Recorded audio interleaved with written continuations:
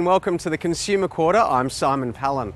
On the show today, are you feeling overwhelmed by all the various passwords and access codes you need to run your daily life? It's an issue for people and it's almost overwhelming for them, so they don't bother to do anything about it. And we take a look at the history of Australian confectionery. Give us a bit of lolly, Joey. You've got your own day, buy your own lollies. But first, those who like shopping in big shopping centres say they're convenient and normally have almost everything they need. Those who prefer traditional shopping strips say shopping centres can be impersonal, overwhelming and easy to get lost in. Well, either way, in the battle between big shopping centres and the more traditional shopping villages, it's the shopping centres which often come out on top. We're bringing the show to you from Double Bay in Sydney's eastern suburbs.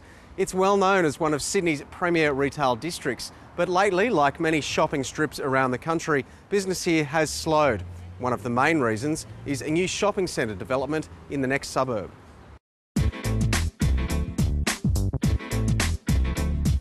The Double Bay shopping strip in Sydney's east used to be the place to be seen. Back then, Double Bay was known as Double Pay. Shopping was expensive and there were plenty of people willing to spend. But 7 years ago, this shopping centre opened up in the next suburb. It attracted many big brands and the shoppers followed, leaving Double Bay looking a little lonely. I haven't been here for about few weeks and I noticed all these empty shops. I just can't believe it. It looks a little bit tough at the moment. There's quite a few empty shops around. This Double Bay restaurant has managed to survive through the hard times. It's been serving customers since 1958. In the years before Westfield, this place would have been packed at lunch. Yeah, you wouldn't have been able to get a table. Now, one day it's full, next day it's just okay. There's not enough reason for them to come here. It's too easy to go to a shopping centre. Around the country, shopping strips are being squeezed by big centres. This one in Hobart is taking a big toll on surrounding shops, and this one in Canberra has been blamed for closing more than 30 nearby shops over the last 2 years. Analysts say it all comes down to the lure of the one-stop shop, undercover, with plenty of parking. They're after market share. That's what the business they're in is. It's to grow their market share and attract customers to centres instead of strips. But the spread of new shopping centre developments might be curtailed by the slump which is being felt right across the retail landscape. More operators at the moment have to come to grips with what's happening at the retail level. What their tenants are experiencing at the moment are very tough conditions. And some are hoping that traditional shopping villages will come back into fashion. People are getting a bit sick of shopping malls and there's no sort of personal feeling about shopping in a great big mall or the great big department stores. My clientele, I'm a shop owner in Double Bay, they like to come because of the village atmosphere, the open space, and I think we're coming back. Well, as we just heard, many retailers have been seeing very difficult times of late, even those within shopping centres. We've heard lots about rising interest rates, the carbon tax, and the consumers seem to have become largely immune to discounting. But one critical factor that probably deserves more of a mention is our changing spending patterns. ABS data shows we're spending less money on essentials. 50 years ago, 41% of our spending would go on things like food, clothing, alcohol and cigarettes. Today it's down to just 18%. That's because nowadays we're spending much more money on things which are not considered part of the retail sector. Things like mobile phones, health and fitness, and we're outsourcing more things we used to do ourselves, like childcare.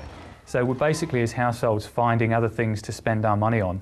And in the long term, that's placing pressure on retailers because they're competing for a smaller share of our household spend. That's Robert Bryant there. And we know traditional retailers are also being squeezed by overseas shopping websites. But there's a growing feeling that bricks and mortar retailers here help bring that problem on themselves. Analyst Robert Stockdill says the retailers' campaign for GST to be applied to overseas online purchases badly backfired. Yes, shopping online is having an impact. It's not a huge impact, not as big as some people would believe, but it's certainly having an effect. And it wasn't helped by some of the retailers, and I think DJ's was one of them. banding together and orchestrating a campaign in January this year, trying to encourage the consumers to tell the government it was a good idea to pay more tax.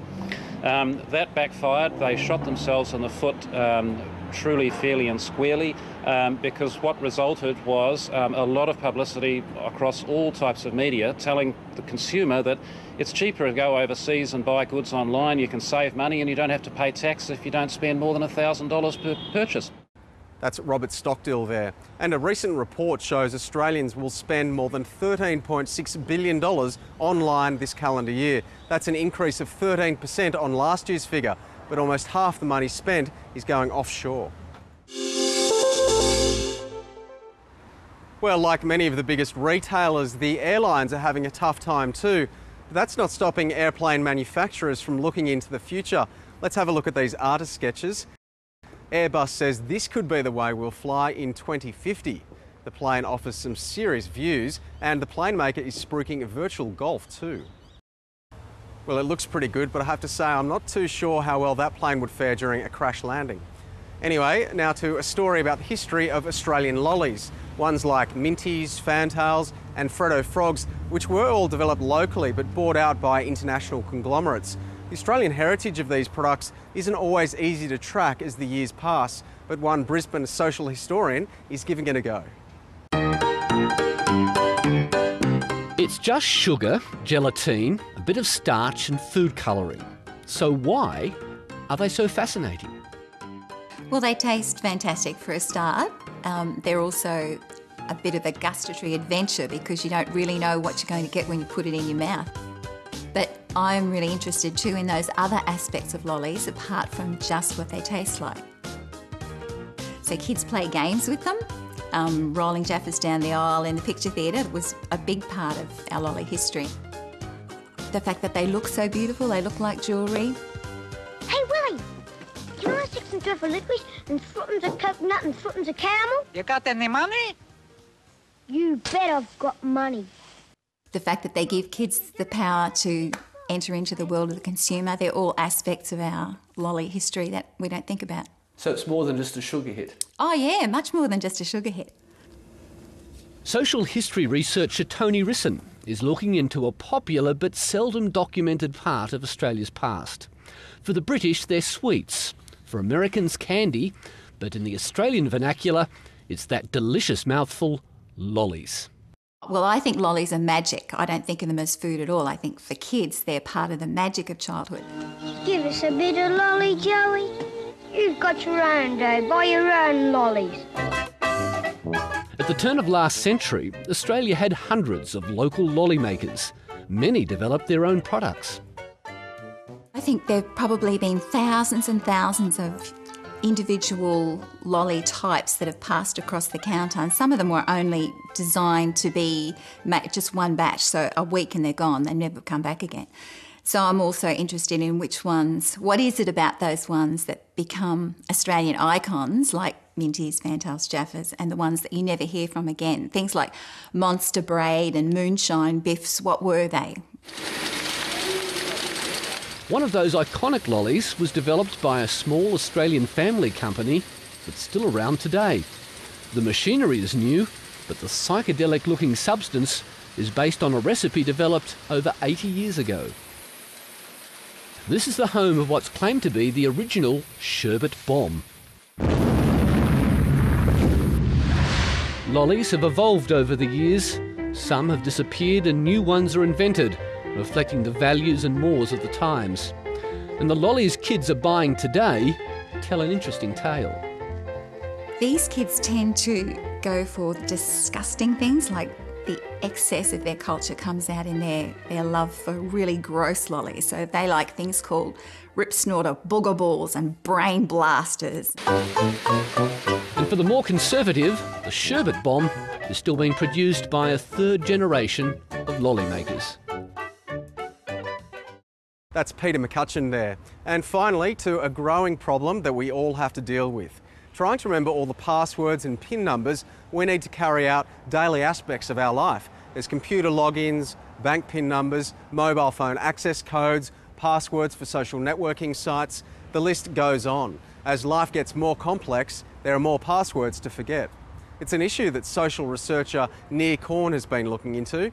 I spoke to him earlier and began by asking him how overwhelming it can be. Yeah, remembering passwords is overwhelming for people. And what they do is they tend to have one with a variation on it, or maybe a couple of passwords, and they tend to be in different areas. So they'll have one for banking, for all their banking, and one for all their social media or email accounts. They know they should do better than that, but they don't. And they will only change them or alter them, even though they know they should sometimes, if they're prompted to by whatever organisation to say, look, it's time to change your password now. And identity theft is growing as an emerging problem. So how serious is this issue of having so many passwords and access codes to remember? It's an issue for people, and it's almost overwhelming for them, so they don't bother to do anything about it. They've heard about identity theft, they've seen a bit of it in the media, but they haven't had any personal experience of people they know. And until they have one degree of separation to wake them up into action, people will resist making any changes to complicate their lives any further than they are at the moment. And of course, security experts warn of the dangers of writing all your passwords down. So what do you do? So what a lot of people do is they say, if I forget, I can just click on the forgotten password site and they'll send it to them again. They know that security experts tell them there's a lot you have to do, but it's like other things in life where people know what they should do, but it's just so complicated, they'd rather do nothing about it.